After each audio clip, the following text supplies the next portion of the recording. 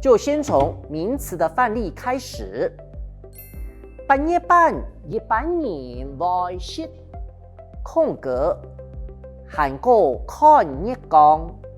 好，这个空格我们可以填什么呢？我们来看看选项有什么。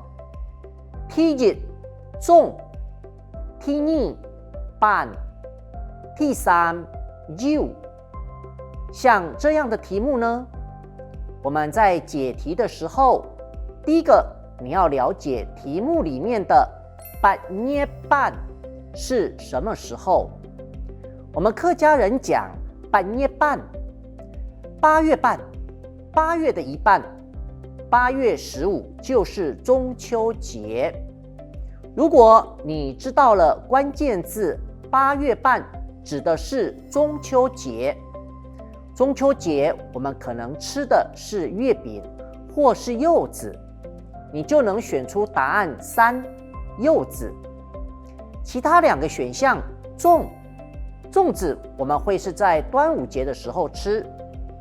第2个选项板，什么是板？其实就是我们讲的客家米食。我们客家米食板种类很多，随时可吃。再来，我们来练习一下动词的范例。我拜六二出門愛記得空格夾。我们来看一下选项有什么。第一，这个字念成嗷。第2，这个字念成唱。第3，这个字是徛。这个题目的关键词是我拜六二。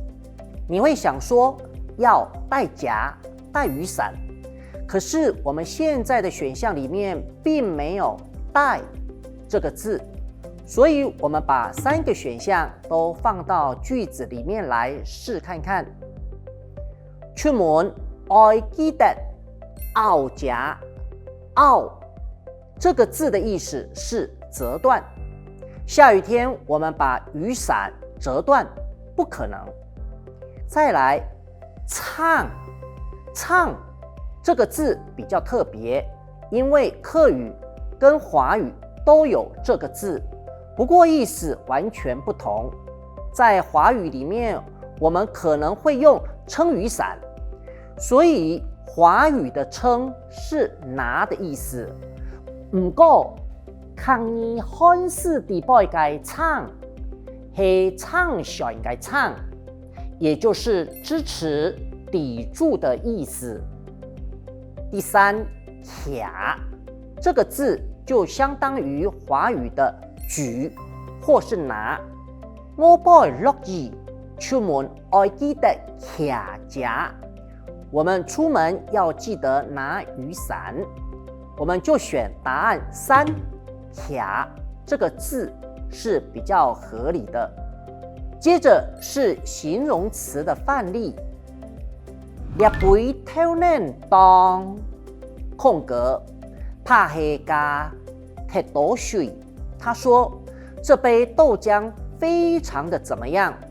再来，他用了一个连接词怕黑。怕黑，我们的华语就是恐怕是，恐怕是怎么样呢？加太多水嘞，加了太多的水，所以这杯豆浆就会变得怎么样？你喝起来会怎么样？我们的选项里面，第一个是 you， 第2个是 say， 第3个是 time。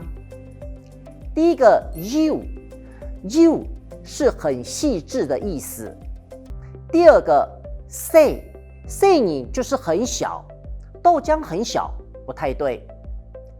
time 就是我们客语的淡，因为讲饮料豆浆又加了太多水，所以就是很淡，所以这里我们就要选第3个答案 time 比较合理。